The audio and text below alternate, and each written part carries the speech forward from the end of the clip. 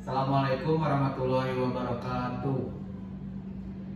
Di sini kami dari kelompok 2 akan mempresentasikan hasil kerja kelompok kami tentang menganalisis suatu berita menggunakan metode RCA atau Root Cause Analysis.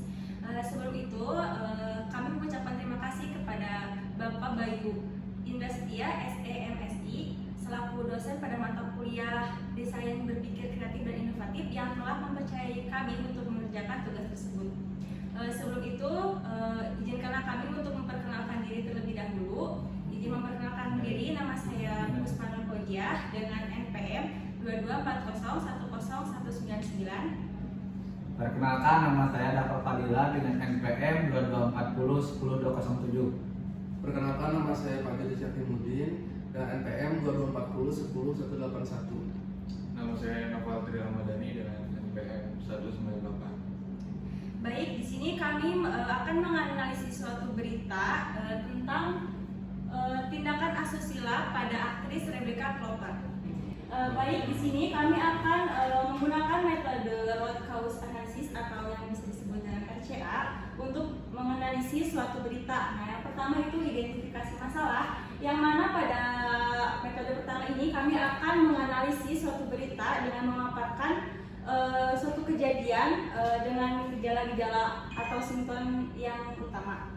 Dan yang kedua yaitu pengumpulan data, yang mana di dalamnya kami akan memberikan bukti serta pemaparan yang telah dijelaskan pada metode pertama.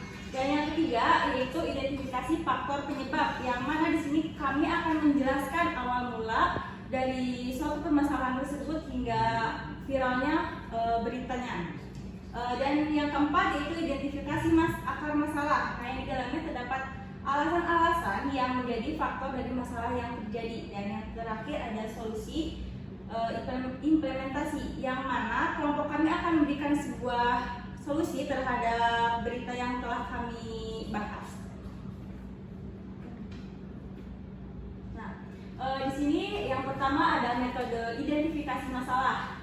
Jadi baru-baru ini viral beredar video berdurasi 47 detik yang menampilkan tindakan asusila yang menyorot aktris muda tanah air, yaitu Rebecca Klopper. Nah, Rebecca Klopper adalah seorang aktris cantik Indonesia keturunan Australia yang berkecimpungan di dunia sinetron dan film. Nah, saat ini aktris tersebut menjadi sorotan publik atas video yang beredar. Nah, hal ini karena netizen dibuat salpok dengan ciri tindik yang ada di perutnya dan tahi lalat yang ada di sekitar perutnya. Dan selanjutnya dari hasil dari penelusuran seorang pakar kerematika kondang yaitu Dr. Abimayu, di sini beliau mengatakan bahwa sosok perempuan yang ada di dalam video tersebut itu identik sekali dengan Rebecca Klopper. Dan sosok laki-laki yang ada di dalam video tersebut diduga sebagai Rizky Pahlevi, yakni mantan pacar Rebecca Klopper. Nah, video tersebut disebabkan karena diduga ada motif balas dendam, mengancam dan memeras pada korban. Nah, di sini di identifikasi masalah ini kita sudah tahu secara general atau secara umumnya tentang permasalahan yang sedang kami bahas, yaitu tentang tindakan asusila pada aktris cantik Indonesia yaitu Rebecca Klopper dengan beberapa simptom-simptom yang memang spesifik dengan masalah yang ada. Untuk itu selanjutnya akan dibahas oleh Dafa Fadila. Bismillahirrahmanirrahim. Di sini saya akan membacakan tentang pengumpulan data. Beritanya bersumber dari liputan6.com. Viralnya video syur yang diduga mirip Rebecca Klopper menghebohkan jagat maya. Pakar kerematikannya Abimanyu Wahyu Widaja angkat bicara soal video syur yang diduga mirip Rebecca Klopper itu.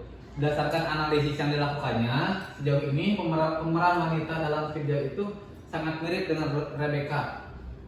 Menurutnya sejauh ini kalau dilihat dari wajah dan melakukannya, pemeran wanita itu tetap saja harus menggunakan kata mirip ya, ujar Abimanyu seperti dikutip dari kanal YouTube Cumi Cumi Selasa 23/5/2023.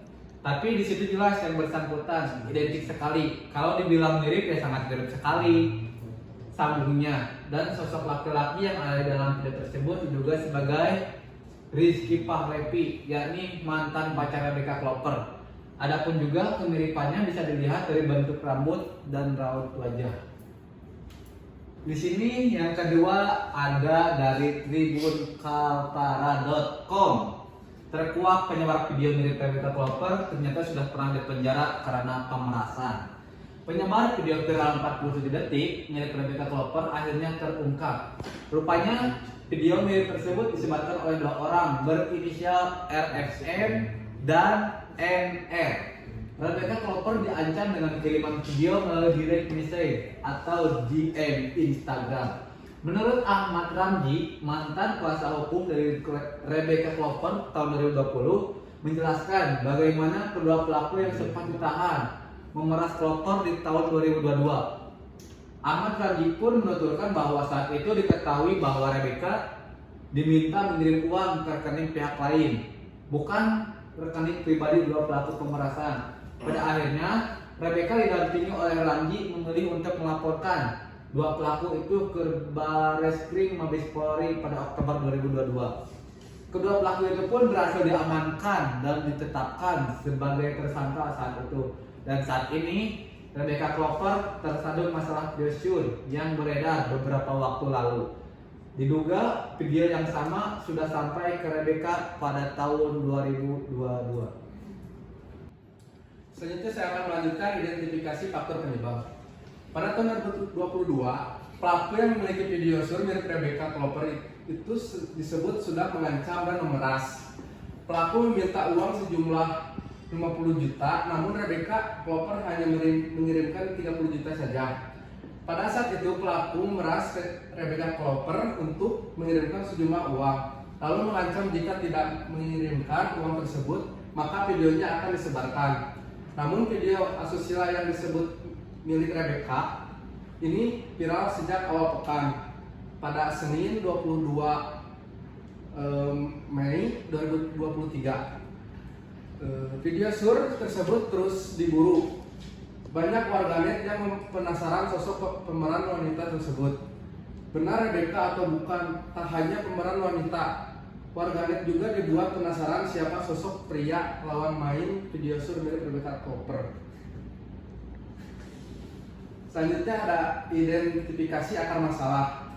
Bisa kita lihat secara jelas bahwa akar permasalahannya yang terjadi pada Rebecca saat ini yaitu satu, adanya ancaman terhadap Rebecca Clover yang mana ancaman tersebut menggunakan video sur yang tidak ingin disebarkan. Yang kedua, terjadi pemerasan atas ancaman yang diberikan. Yang ketiga, terjadi balas dendam karena Rebecca lebih sukses dan lebih bahagia, yang mana diduga itu mantannya.